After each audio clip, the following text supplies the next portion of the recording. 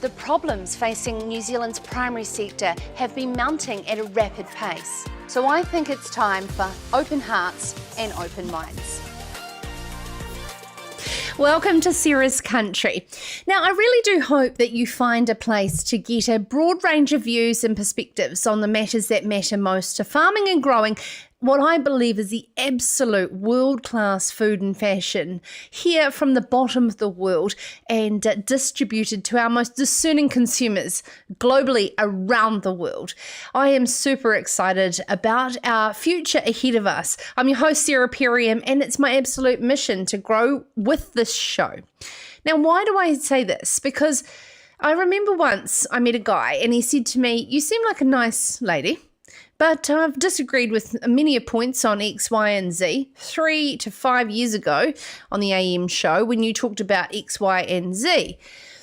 Now, I want to say, hold the phone, and let's always remember that we as humans are evolving with our thought and perspective based on the information we surround ourselves with to achieve the outcomes we set out for ourselves to achieve.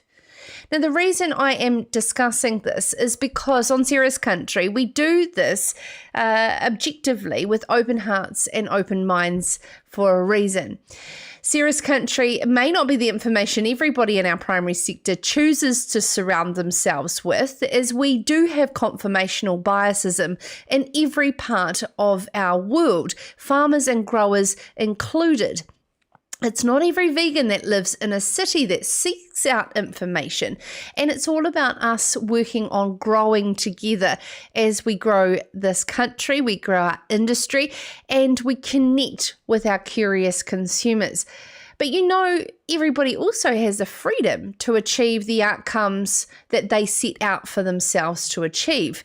So regardless of which path we're on, Sarah's Country is there for those that are open-hearted and open-minded about the opportunities and challenges that come at our sector.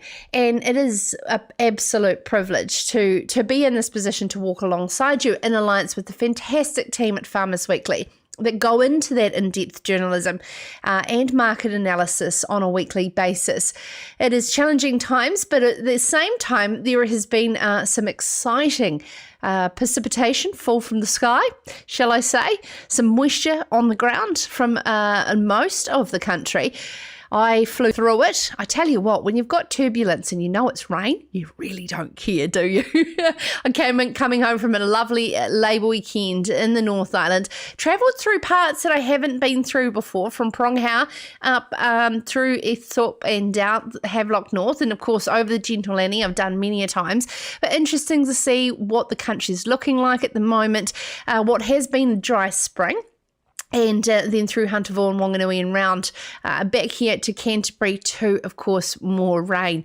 So I know one thing that you absolutely love, our viewers who are watching live with us tonight, do like to share that rain gauge. Tell us the numbers. Wherever you are in the country, I want to know the mills and I want to know the location, because we can have a live update across this, but we are going to get an even better update from the man on the ground, Phil Duncan, towards the end of the show from Weather Watch, and where we're placed and what's the next couple of months are looking like, because I know there are many around the country that are starting to get fairly nervous. So what else do we have coming up on the show? After 7:20, Heather G. Taylor is a Manawatu District Council member and farmer. She's going to share her thoughts on the recent election, and this is following an article that Richard Rennie has in this week's Farmers Weekly. He talked to Dean Rabbage from Southland and Nigel Woodhead as well around their thoughts on why there was a bit of a red wash in our recent election. Is it a show of a change of times in our society? Is it, of course, there is a lot of, what's the word? Skepticism around the fact that this could be to lock out the Greens. I'd like to know your thoughts around that as well. But Heather G has some thoughts around this is where society is set for the future from a young farmer's perspective. And then, of course, 7:30, Minister of Agriculture Damien O'Connor will join us to discuss what Labour's plans are moving forward. Not only his own for the West Coast Tasman electorate, Also, the surge of regional rural Labour MPs that are in for the first time. What did he achieve in the last 3 years that he's most proud of? And what is on the agenda for the next 3 years? After 7:30, Damien will join us for more. And as I said, Phil Duncan, to close the show, there's extreme weather conditions down in Southland, and the nervousness across South Canterbury and North Otago has certainly put some wheels in motion to long-term thinking. But where do we look like this summer may head? The man with the money, Phil Duncan from Weather Watch, to close about 7:40. To kick off, recently Beef and Lamb joined up in collaboration with NZX, and Julia Jones will join us on one of the webinars that caught a lot of attention. This was with Mike Lee, based out of the US, and there is a lot of thought around the term regenerative farming may actually be a massive opportunity for New Zealand farmers and not a threat. I'd absolutely love to hear from you in the comments below, wherever you are watching around this beautiful paradise, Aotearoa, New Zealand. Tell me about that moisture and what was filling up the rain gauge. And of course, what are your thoughts on why you believe there was a bit of a red wash in rural New Zealand? But very shortly, we'll be joined with Julia Jones to talk regenerative farming. This is Sarah's Country. Everyone's been talking about food these days. While we've been busy stacking shelves, there's a whole team behind us. But it's hard work too. And we don't grow it without help. Nutritious food needs nutrients. Our soil tells us that story. By testing, we know what the soil needs. We make the nutrients right here in New Zealand. And we've got it when you need it. And we get it to where it needs to go. As farmers, we have a really important role in turning sunshine and water and nutrients into an edible product, and we don't take that lightly. It's great to know we're putting food on the New Zealand dinner table. So we can all come together. We've got to play our part in keeping the farmers growing what they grow, whether it be grass or fruit and vegetables. Pleased to be part of the production line that keeps the industry moving and keeps people being fed. I have been speaking to a farmer and they appreciate what we're doing. They're really happy that at this critical time of the year for their autumn applications, our stores and supply networks have stayed open. You're proud and privileged to be part of the team. Thanks for the hard work, team. Let's dig in.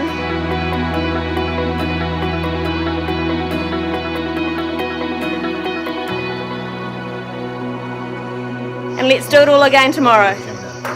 Cheers.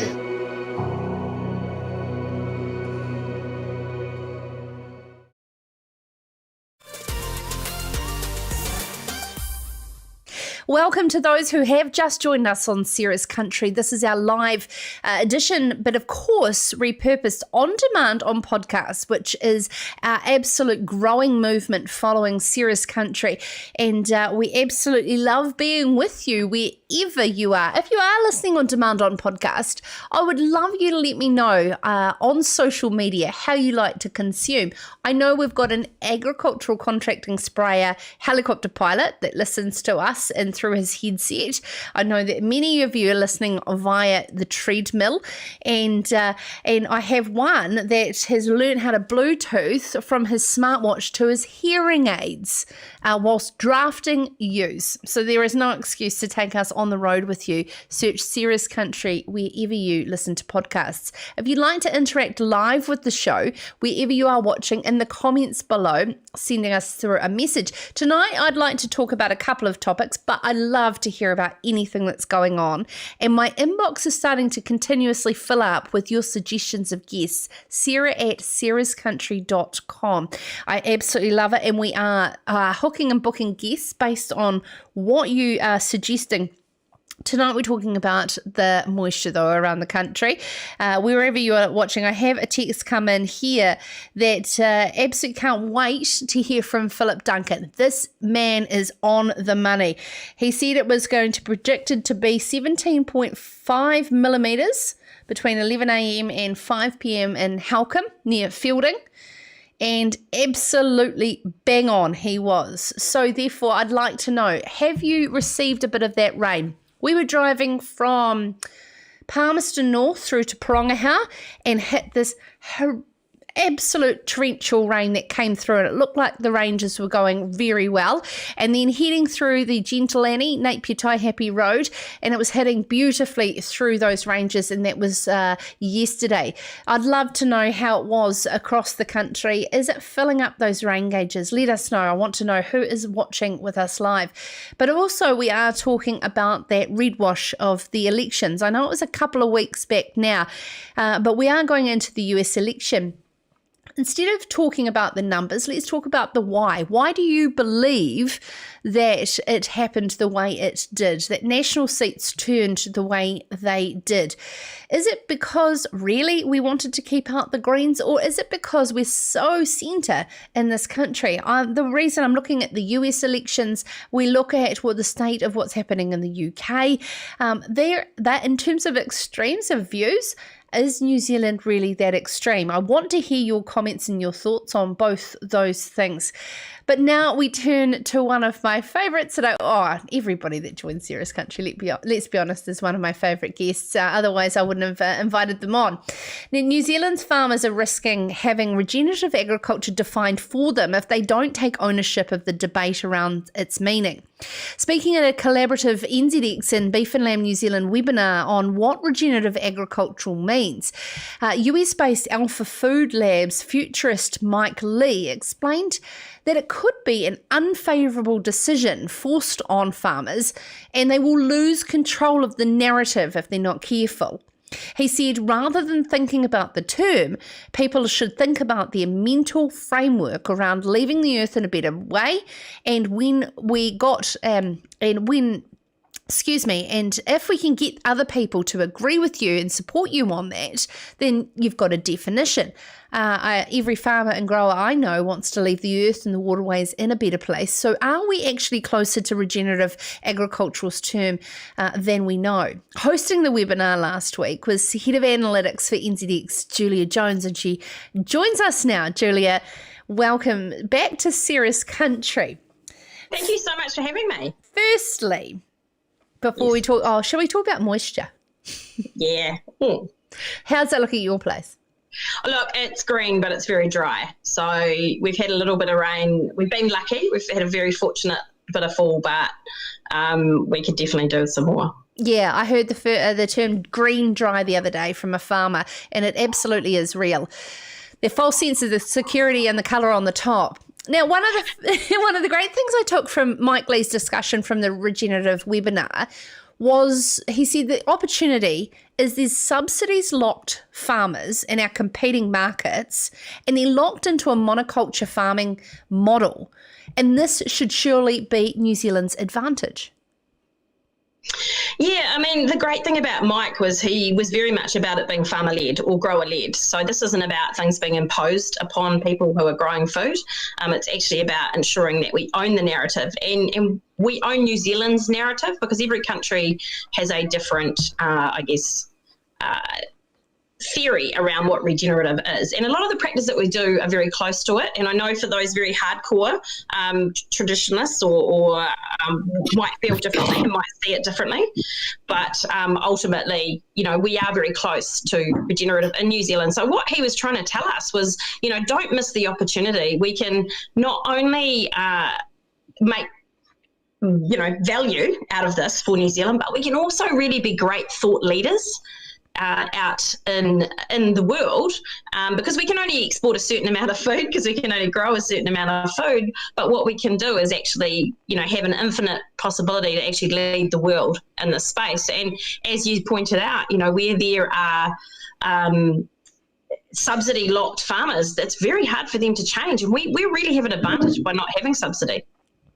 From all of your experience, Julia, and you've got that frontline discussion around what our markets want, and you've been bridging farmer suppliers to bring them together on this. How much is this the emotion of fight or flight on these new opportunities, and taking threat and actually transpiring that into opportunity? I think for most of it, like when we look at it, we do a little bit of hindsight punishment. So there's this very big thing that we're poisoning the earth and we're doing all these bad things. And I think if we reverse time and went back 10 years, what we would find is that everyone wanted farmers to produce more. Everyone wanted farmers to put more fertiliser on. Everybody wanted, there was this real push, and it came from, the industry bodies, and it came from government, and it came from the banks. So if you imagine you're a farmer and you've got this ecosystem of people around you, everyone's bashing you on the head saying more, more, more, more, more. So what I think the feeling is when we talk about regenerative, if you're not doing it, or if you are using fertiliser, or you are doing another method, there's that sense that I'm being punished for what I know and what has served us well. The key is what will serve us in the future, and we might need to leave some of those things behind. And I'm not making a judgment call on that. I'm just saying that, we may need to leave some of the things we've done before behind to really get value in the future. How do New Zealand farmers actually dictate to brands what regenerative agriculture actually means when it has been an international term, and we define this in our own way of certification, such as grass-fed and GMO? These are things consumers want to cling to certification. Yeah, I think the interesting thing to remember is the consumer doesn't really think of the word regenerative. So what they go is look, I really want to eat food.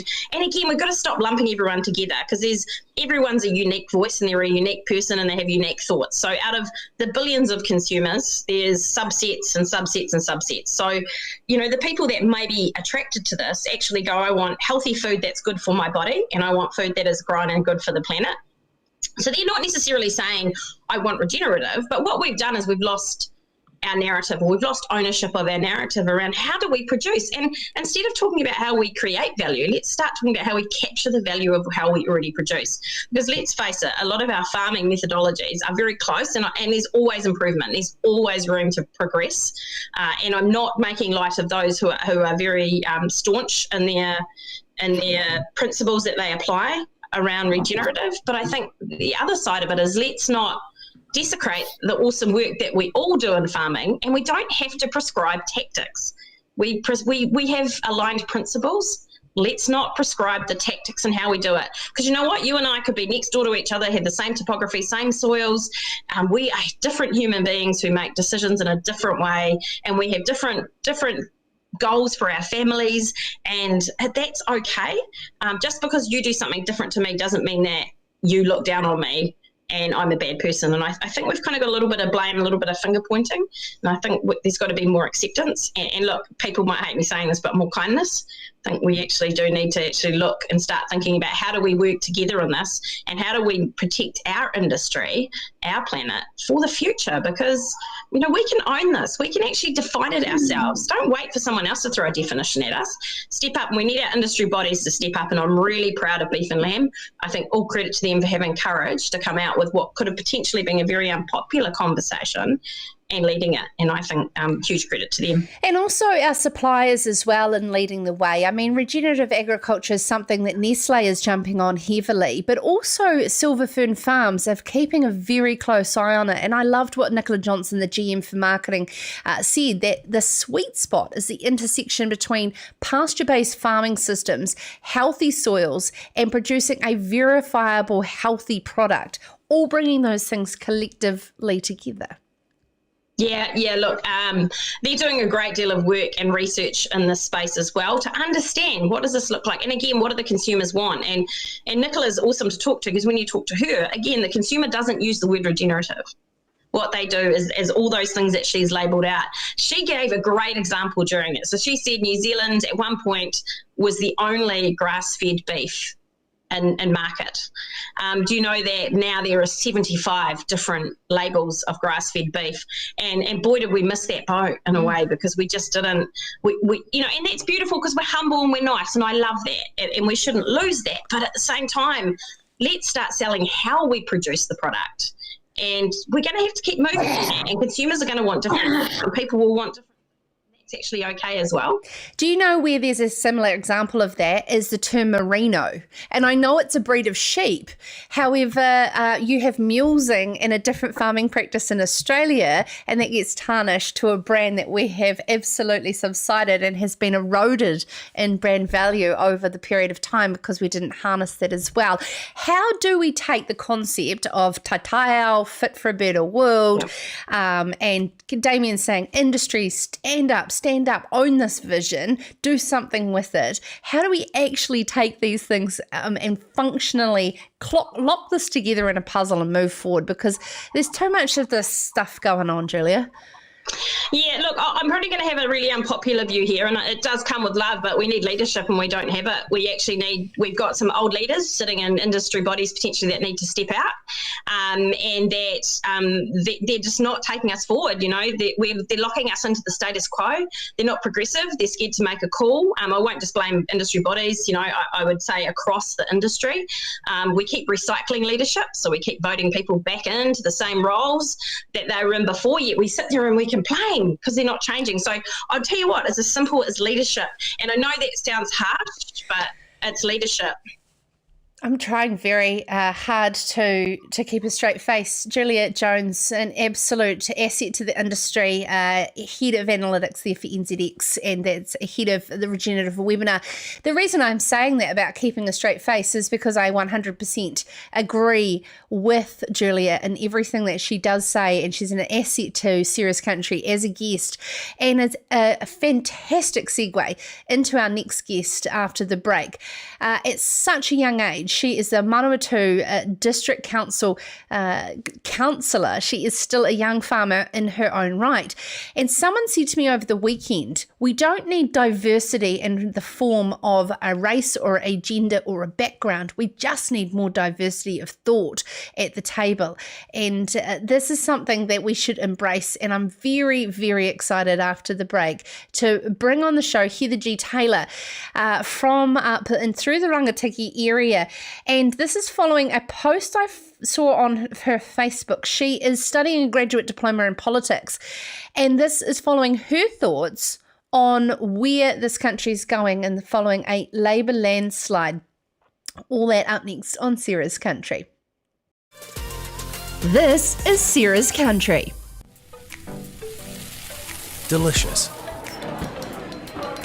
Ever wondered where it starts?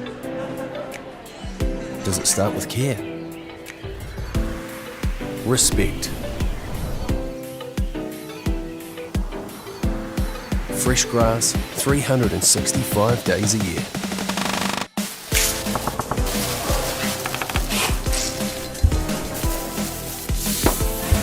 The truth is, delicious doesn't start in a single moment or with a single ingredient.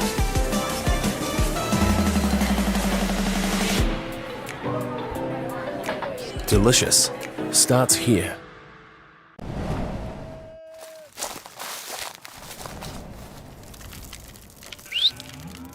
Growing a better world takes courage. It takes foresight and vision. It's about dreaming big, then being brave enough to follow that dream through. To create a world where food is plentiful, soils are healthy, and rivers run crystal clear. A world where we grow more with less, where livestock is tended to with care. Energy is friend, not foe, and waste is a valuable resource. This is the world you're already shaping through imagination, innovation, and determination.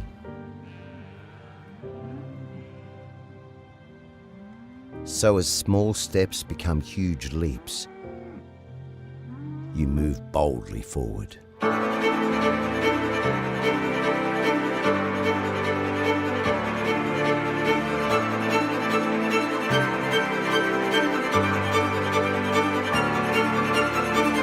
And Rabobank is there beside you to help grow a better world together.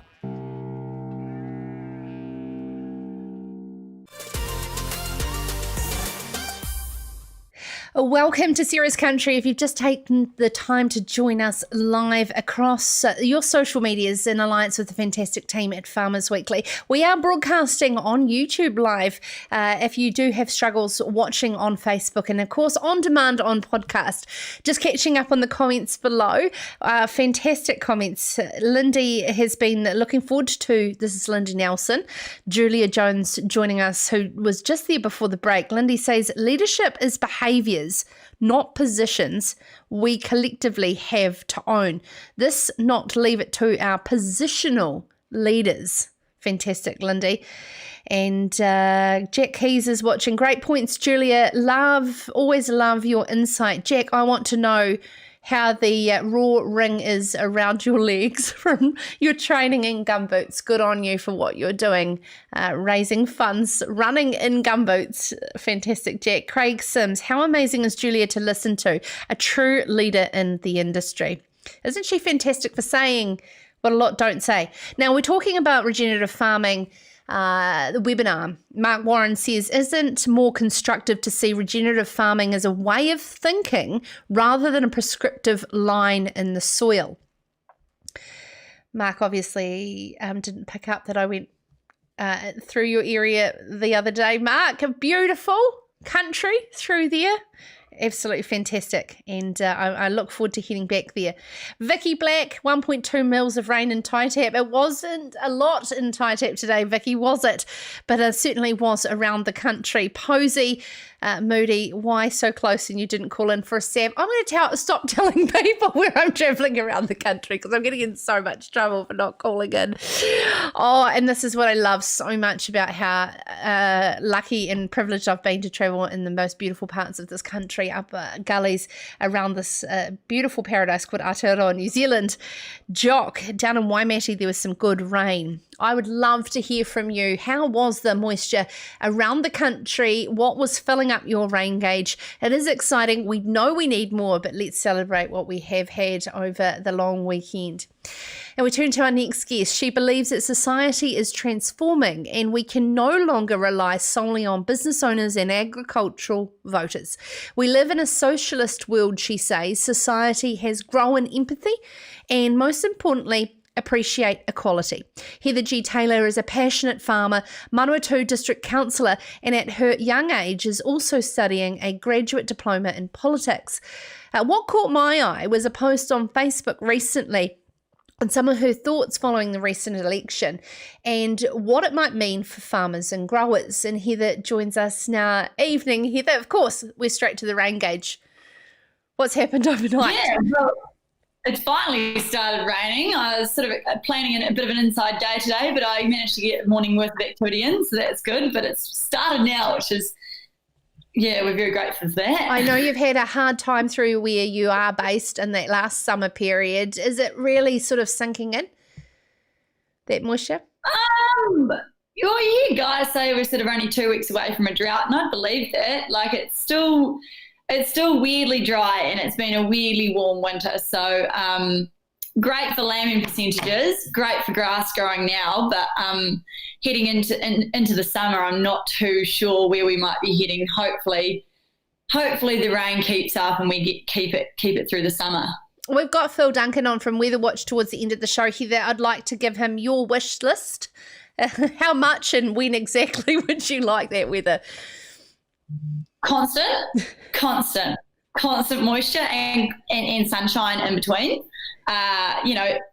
Wouldn't most farmers say that? Yeah, absolutely. Hey, let's talk about, you're a politically minded young regional councillor. You're a young farmer as well. And I suppose that's what captured the attention. Richard Rennie in this week's Farmers Weekly talked about the Labour's rural tsunami, he described it as. And he went to Nigel Woodhead, former Young Farmer of the Year. He's been to Dean Rabbage, again, another former Young Farmer of the Year. There's a lot of mixed bags amongst young farmers around why this happened. I want to know your thoughts. Yeah, I think there's a lot of, as you've mentioned already tonight, there's a lot of sceptical people thinking that that people voted for Labor purely to keep the Greens out. And if you're voting that way, is that really voting for what you actually truly believe in? I don't think that is the right way to be voting, and I sincerely hope that that's not how the majority of New Zealand have voted. Or a large number of New Zealanders have voted. So I think what's happened is there has been a sort of breakdown in the leadership of the National Party throughout the past 3 years, and particularly during campaigning time. which wasn't really beneficial. But I think people are more aware of how we treat each other, and I think that's coming through in the way that kids are taught these days in the education system, and Labor's so strong on the socialist issues, and well, the left in general is, and I think that National has always been very much around infrastructure and the economy, and I think that's all well and good, but I think it's the way that we communicate that the National Party is communicating that probably needs to be adjusted, I think, because with the way in which society is changing, it's going to be difficult to swing it back to the right in the future. That's what I'm thinking anyway, and it does concern me that we're going to be stuck down this left socialist train without a right to keep things in check. That does concern me, and I was pleased to see David Seymour get as many votes as he did, though, to sort of keep things in line. Do you believe that National and Labour have become so centralist, and therefore the definition between the two is hard to find? We're in the agriculture industry, and I don't think we do. I'd say from an agricultural point of view, absolutely not. No. But I think whatever government is in power, though, has to do what the people want. That's democracy. And so, yes and no. I think that they're still true to their original values and the left and the right thinking. But I think that there is a great understanding there of democracy and how democracy works, which is the people for the people, in my opinion. And so, I think the government are going to cater for what the majority of people are after, and hopefully listen to that and action it. I'd actually like to know, now head into your area in the Manawatu. I was speaking to a dairy farmer from Martin yesterday at a dinner party, Heather, and he said he was shocked when there was a teacher's day out with the children on the dairy farm that the parents from the very local, regional, rural town were so disconnected to farming. It's not about Auckland anymore, is it? And is rural, regional New Zealand's the disconnect that we need to fix first? Yeah, well, I, along with many people, watched the election night quite eagerly and was very concerned to see our electorate heading to Labour. And thankfully, I went to bed just as it swung back to National. But I think that's because my thinking and the way that I justify it is I think much along the lines of that Farmers Weekly article was that the small towns were all counted first. Well, they must have been, surely. And that's where the majority of those Labour votes came from. And I do think that comes from a disconnect between what's actually happening on the farm compared to in our small rural towns. So on the Manawatu District Council, our main town is Fielding, and so there is a lot of town people in Fielding who don't have a direct association with agriculture anymore. A lot of people working over in Palmerston North, for example. And so without those education programs, it is, I don't know how else we're going to push that back into rural towns. And I want to speak on your youth side and what we just heard there from Julia Jones in leadership and the thought leadership, regardless of positional leadership, as Lindy Nelson said there in the comments.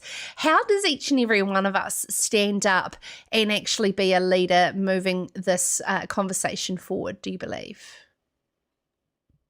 I think it comes down to integrity. And integrity is one of those things where you're doing the right thing all the time, even when no one's looking. And that's what we need in our industry is integrity and people doing the right thing all the time. And it only takes one bad story to start ruining our reputation. And unfortunately, there are those the poorer 5%, for example, in our industry, which generally catch the attention more than those of us out there fighting the good fight as such. And so I think from a leadership perspective, yes, it's great to be outspoken, and we're hearing a lot about the good stories coming through in agriculture.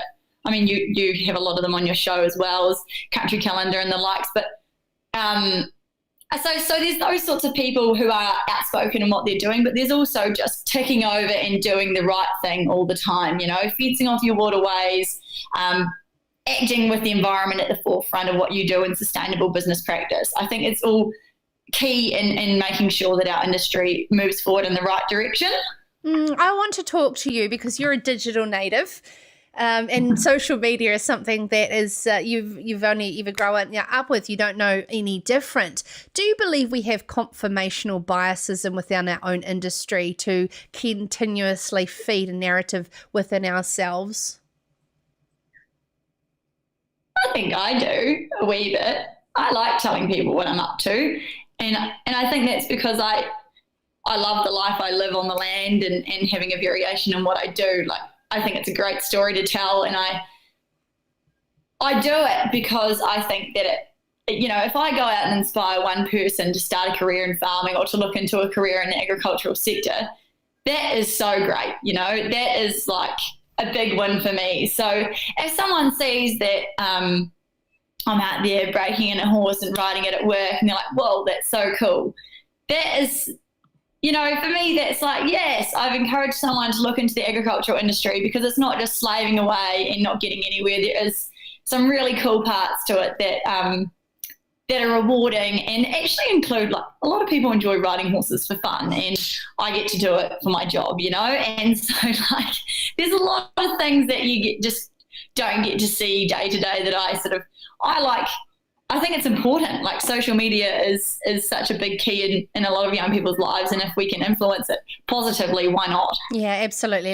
Use it, for the positive. Damien O'Connor's up next. What is one thing that you really hope that he pushes forward in this next 3 years? Heather? Oh, look, it would just have to be the importance of our industry. Like, we are so, so important to what is happening within New Zealand's economy. And as long as he's pushing that, I think the rest will flow. I think the environmental regulations might have to take a look at that as well. In terms of the live export of cattle, I hear that that's been allowed again. But things like that, he just needs to be pushing the importance of our industry, not only for our economy, but also in terms of the well-being of people. There's a lot of people employed through the agricultural industry and those secondary industries that rely on the primary industry. So it's just essential, and the government need to be aware of that. Thank you so much for taking the time to join us. She is a councillor for the Manawatu District Council, young farmer from the Manawatu area, Heather G. Taylor, and as I said there, coming up after the break, we will be joined by Damien O'Connor, the Minister of Agriculture. Sorry, I was just looking down here at the comments. Jack, gumboot training is doing well, though not sure I'll have any toenails left at the end of the marathon on Sunday. Jack Keys, Google that. He's doing a marathon in gumboots. We are wishing you all the best here for Sarah's Country, Jack. Well done. Mark Warren wants to give a shout out to Heather G. Taylor, enthusiastic and grounded young leaders emerging. Absolutely exciting to have on the ground. And as we just said there, Damien O'Connor will be up next on Sarah's Country. What is his plans for the next 3 years? What did he achieve in the last 3 that he's most proud of? And where can things improve? This is Sarah's Country. Really pleased we got into this. Thanks for your help, Dave. It's a good idea, honey. You reckon it'll come out? Cover it and tell compound to leave it 10 minutes, and you'll be fine. Good call, Dave. Good call on getting those security cameras, Dave. You caught a new one yet? Yeah, kind of. When you've got decisions to make, we'll be there to help you make the right call. I'd go for those ones, Bob. Yeah, good call. Did you choose these? Oh, you know. For great advice and insurance, talk to FMG. Well, in the recent New Zealand election, there was like a tsunami in the regions, turning blue seats traditionally towards red. Richard Rennie has covered this extensively in this week's Farmers Weekly, collecting a lot of views from younger farmers and the election outcome overall. Was it due to shifts in population profiles in regional towns around New Zealand, or was it a desire for stability during a crisis to keep the same government? Or the one I've heard the most, locking out the extreme and dangerous Greens and the ideology away from another coalition going forward. Regardless, it was a red wave of Labour votes that washed across this country's rural electorates this month, and a historic victory since the introduction of MMPs. So where to from here for the next 3 years for the primary industries and rural New Zealand? We're joined by West Coast Tasman elected MP and Minister for Agriculture for the Labour Party, Damien O'Connor. Evening, Damien. And firstly, can we extend a congratulations on your election within your electorate? I think it's always great to have a mandate from your local people, and it's, I guess, something I've enjoyed for a wee while now, and thankfully they didn't tire of me, not at this point anyway. Well, let's talk about that first, though. There is a decline in the recent statistics around the population on the coast, and there was a lot of upset on the coast from rural coasters around the freshwater policy and how deeply affected the Indigenous biodiversity was going to be on them. What will be your intentions over the next term to represent them deeply? Look, the West Coast, like Northland, like Southland, Otago, are all different, and the freshwater policies will have different implementation requirements, and there'll be farmers in those areas that are doing the right thing and some that have to make some changes. I don't think the West Coast is any different. Clearly, we have a lot more rainfall, so the application of those will be different, and we don't have the nitrate build-up in our region, but we still have to ensure that we have good on-farm practice. In terms of the biodiversity, the significant natural areas has been a requirement in the RMA for about 30 years, and some regions have got on and done it, and the West Coast has yet to do it. So we're working our way through that. Indigenous biodiversity, I think that's a growing appreciation of that. We have a region full of a lot of it, some of it's still on farms, so we're just working through with farmers to sort that out. But it's basically a regional council, district council responsibility, so as central government we'll have to work alongside them to make sure that it's implemented fairly. What about infrastructure on the West Coast? I mean, with the Provincial Growth Fund tipped to be scrapped, where is the funds coming to build back up the West Coast that's traditionally relied heavily on mining as well?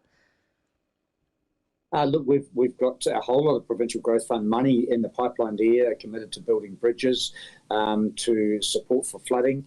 There's been a lot spent on cycleways, on roading as well. So a lot of that's still to be spent, and so we'll enjoy the benefits of that infrastructure investment, into the future. In terms of mining, there's still some alluvial gold mining operations there, and the price of gold is good at the moment.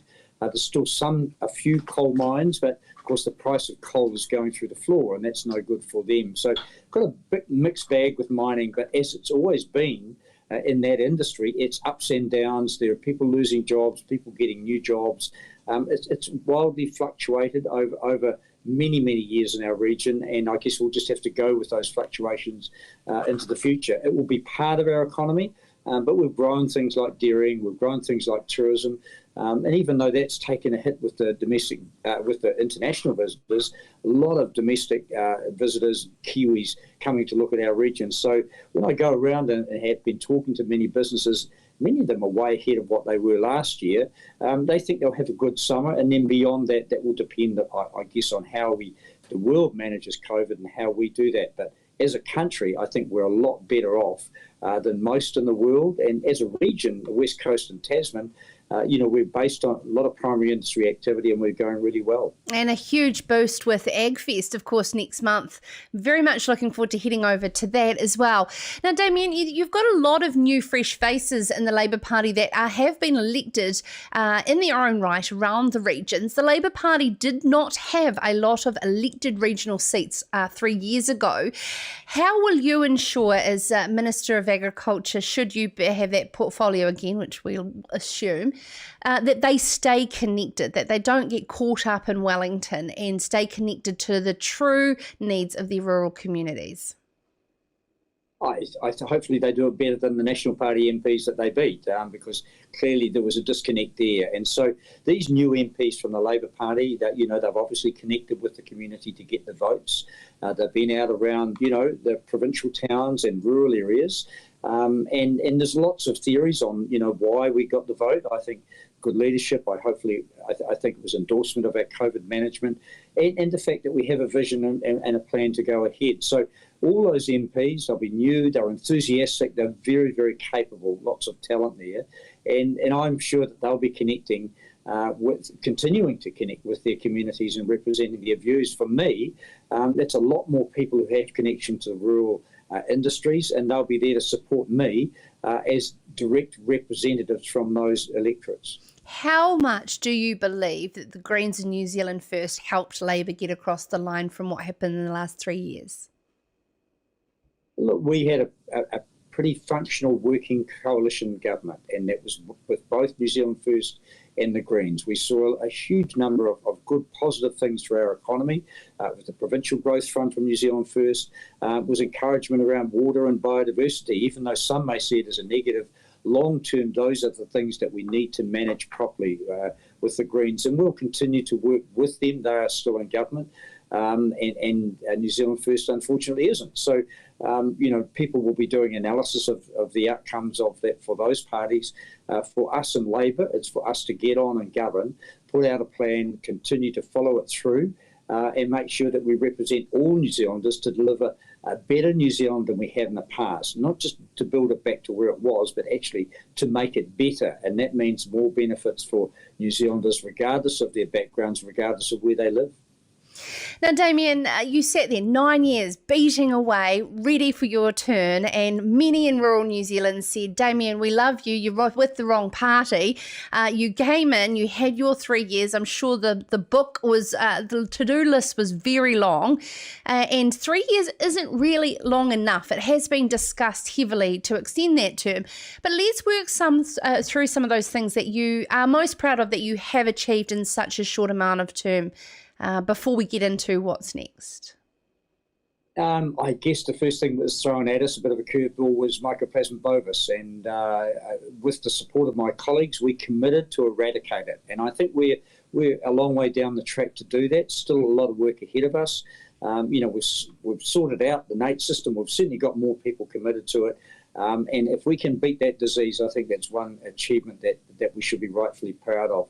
I think we've moved on. Fit for a Better World is a process that took some time, but it was one driven by the industry and people who had a vision, came together and said, where are we heading with all our efforts on farm and across the primary sectors? That does lay out a vision for us, and it's to get more for what we do, not just get us to do more, because we were starting to reach limits, in terms of the numbers of people we had to work in our sectors. We're struggling to get more of them. Some of the environmental pressures, some of the capital, that we've required for land ownership, and the banks have been squeezing a lot of people. So within those constraints, we have to build a better world and encourage more younger people into it. And that Fit for a Better World is perfect timing, particularly as COVID's come along. It's challenged a lot of what we've done, and it means that we have to change it into the future and be more resilient. Wool, I would like to have made more progress on that, but that's underway now. We've got a big campaign to get young New Zealanders into agriculture. We've got Taratahi and Telford up and running again, really important. There's a lot of good stuff that we've done, but we've still got lots to do. Yeah, and absolutely. What will those main priorities be in your first, say, 100 days? Look, I think getting that wool program continued on and running. I think getting the right settings for attracting young people. We've got seasonal pressures on horticulture. We've heard from them. We're discussing it with them, but we can't open the doors to foreign workers because of the risk of COVID. So what we have to do is work with the people we have and try and encourage them to have it not just a short-term job, but a career. And I think that's one of the biggest challenges. An underlying one is succession on farms, and it's harder and harder for young people to start out in agriculture and realistically think that they can buy a property. We've got to somehow work with the banks, work with other institutions around the place to make sure that it still can be a realistic goal. There will always be a few who do it, but increasingly it's harder for people. And whether that motivation is the one that needs to drive innovation into the future, or whether we think that corporate farming and people just working on them is the way of the future. It's a discussion that we have to have, and I think I'd love to see opportunities for people to own land. Anyone who's been on a farm or comes from a farming background understands it. Māori ko te wanga waiwai. There's a connection to the land that drives passion and it drives innovation, and it's the kind of commitment that's got us to where we are in agriculture, and I think needs to continue to take us into the future. Now, let's talk about this with regards to the labour shortage and our connection as a country to the backbone of our economy that we do not want to take with arrogance, but to attract people into this, there is leadership in who is coming across the border and who isn't. There has been announcements that potentially headline acts for our music festivals will. Kirsten Dunst, who's coming here filming, can bring her nanny, yet we aren't allowed to bring in essential workers such as shearers. How will you be able to change the sentiment with your portfolio about the importance of agriculture and the primary industries being a part of our economic recovery? Well, we have been able to bring essential workers in. That's incorrect what you say there. We're allowing vets in, making sure the process works properly. We're looking at shearers. We've had agricultural contractors come in. We're looking very carefully at that as we have some capacity in the system, but those who want to just open the doors for people to come in, it's not possible. We're looking at things like RSE, where we've had up to 14,000 people from RSE countries or from the Pacific countries. That's not possible. We've got people now in New Zealand who've been on working holiday visas. We've extended those visas and made them more flexible. So there's a lot of work going on to address those labour shortages, and I guess there's a market reality as well that we've got to make it more attractive for young New Zealanders to go and, as I say, not just take the short-term jobs but look realistically at careers in our sectors. Okay, we are running out of time. The last question I do want to put to you is there was a lot of theory around to keep out the extreme greens. Where do you believe your relationship to be able to have those open and honest conversations with the Ministry for the Environment alongside the practicalities of the Ministry for Primary Industries to see forth how you will see out some of these regulations such as freshwater? Look, I guess, there'll always be people with extreme views, and we'll now have ACT with quite a few people in there. They have extreme views on economic policy and what should be done, deregulation, etc. So as a government, as a Labour government, we'll have to deal with all those different opinions within Parliament, as we always do. And within Ministry for the Environment, there are not extreme views, there are different views on how things should be done. And that's always a constant kind of tension between government departments to make sure that we get it about right. Sometimes we don't. We have to make the adjustments. I've said it on freshwater. We just have to make the adjustments where necessary to make sure that we can practically implement them and get to the right outcome. And I think most people in rural New Zealand, and many of those people who voted, actually believe that we do need to have more sustainable management. We make sure we have good animal welfare standards. We make sure we have good standard when it comes to water quality. And that endorsement, through the ballot box, I guess says that we have to continue in this direction. Just make sure we can do it realistically and practically. And the door is wide open to working with the primary industries across the board in those practical solutions. Of course, they always are. And, everyone has to be realistic, though. Just because you can't get what you want doesn't mean to say there hasn't been consultation.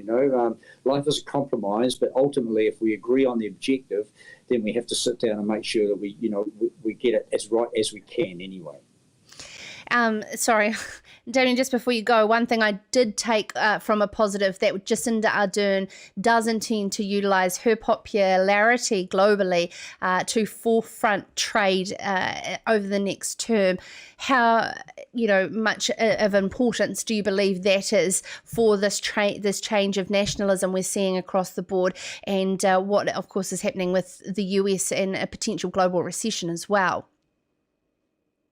Look, I've just come off to our, it was a Zoom, or not Zoom, but it was a video conference link with APEC ministers in terms of food security.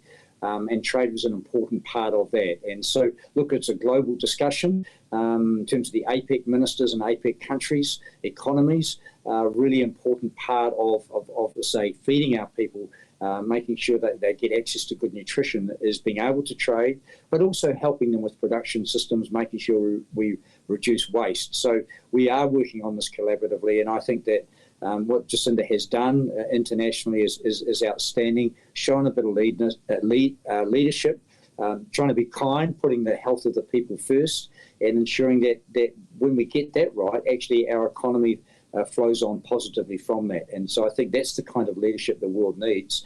And hopefully we can be, if not the best country in the world, the best country for the world, and trying to lead with that kind of, kindness. Damien O'Connor, Minister for Agriculture and freshly elected West Coast Tasman MP following the recent New Zealand election. Just going here, Michael Ross said his view is that the vote swing in places like the Wairarapa was about supporting the community.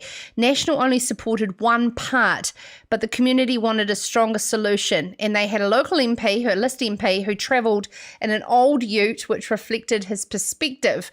I suspect the community voted for the person than the party. National did not deliver on either. Your thoughts tonight are very welcome live in the comments below wherever you're watching.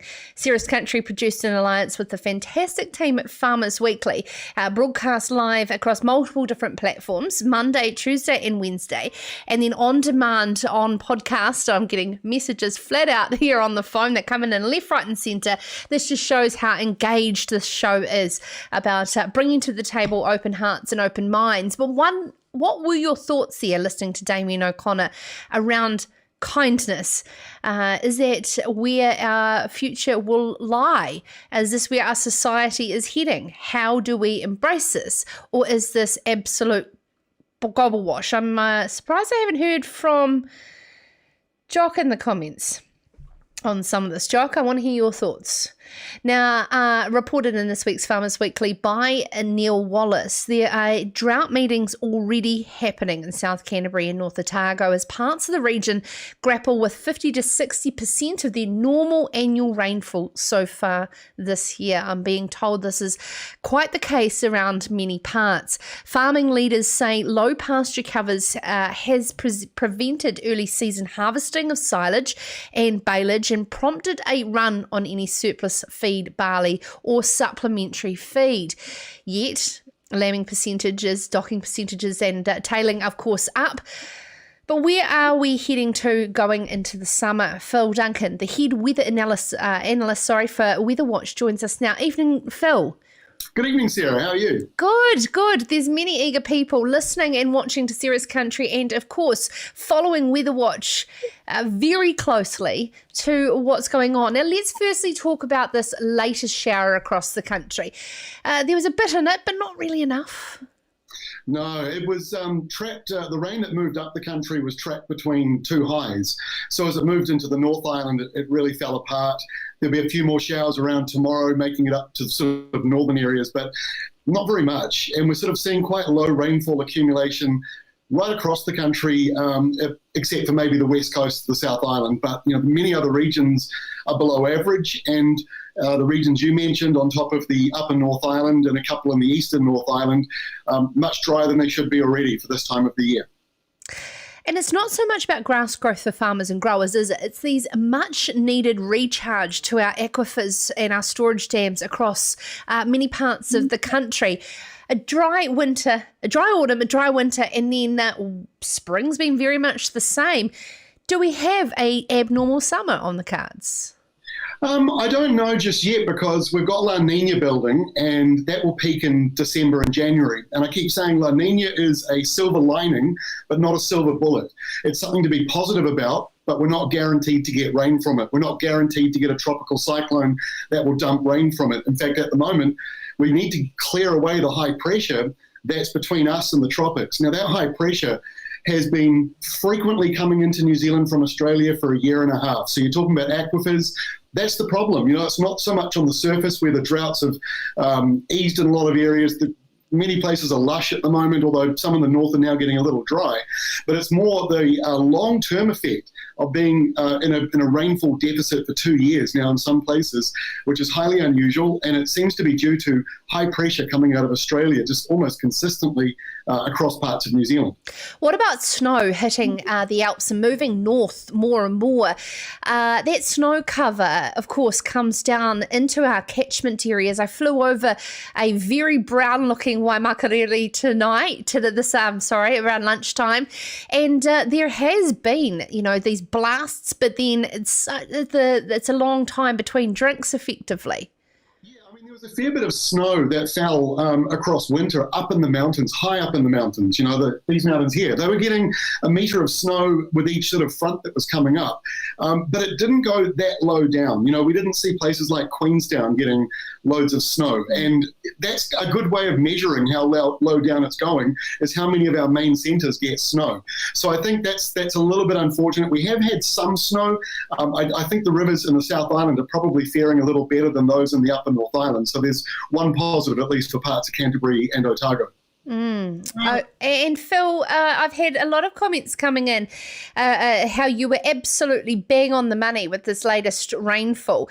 How do you do it, and why is Weatherwatch gaining so much popularity around the country for ensuring that farmers can actually gauge exactly what's about to happen? Predicting the weather is like predicting the US election, is it not? Think you've got it mapped out and suddenly something changes, and it can be something big that's small. It's a small change but has a big consequence. One of the things that we've always done differently to NIWA Met Service is that we lie awake worrying about getting it wrong. That's something that we do differently in the private sector to maybe the public sector. It's more personally attached to you. So we might get a couple of big things wrong. That's the end of us, So we have to be more accurate. The other big part of it is that we're really open to computers, really open to the technology, and that's why we've done a deal with IBM. So we're an official business partner of IBM. IBM own weather.com, and their data goes through IBM Watson, which is the largest supercomputer in New Zealand. So when you have these amazing computers taking data from all around the world, crunching it out and verifying it, if you got it wrong, IBM and Weatherwatch knows that, remembers it, and next time around with that same setup tries to work out, okay, well, what did we get wrong last time?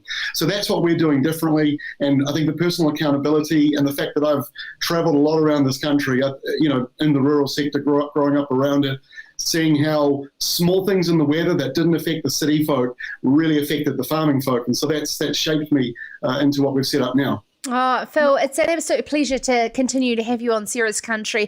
Phil Duncan there from Weatherwatch, and we'll continue to follow what Phil's doing there with Weatherwatch, because as we can have an open mind around how technology can be embedded more into our farm management systems and decision making, where we can take New Zealand with this absolute precision farming into our future is very exciting, especially with climate change knocking away on our door. You have been an excellent audience listening and making comments around the country wherever you have been tuning in, and of course those catching us back on demand on podcast. There is a hugely growing community, so thank you for all of those that have been sharing Sarah's Country with your friends and family and work colleagues as a way to tune into a place that brings you the optimism and opportunities that we can see forward in our future, because there's certainly enough of what is not going well. We look to bring you solutions as much as, of course, putting the hard questions on those that need it. Moving forward into our future, I've been your host, Sarah Perry. I'm on Sarah's Country. We'll be back tomorrow night from 7 p.m. In all of the same places. In the meantime, good night and go well. This is Sarah's Country.